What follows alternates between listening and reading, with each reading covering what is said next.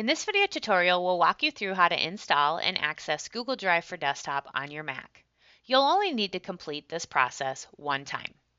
Before getting started, it's a good idea to check whether Google Drive for Desktop is already installed. To do this, open the Finder from your dock. Hint, this is the blue face.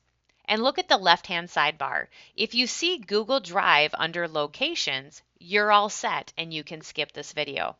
If you do not see it, follow along with the steps in this video to complete the installation. First, open the Finder from your dock. Click Applications from the left-hand menu. Scroll down and look for Google Drive.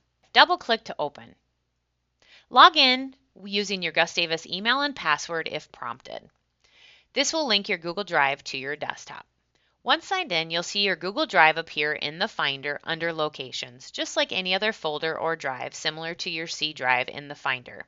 You can now open, edit, and save files directly from your Google Drive using your Mac's native apps like Microsoft Word, Excel, and more. That's it, your files are now connected and ready to go.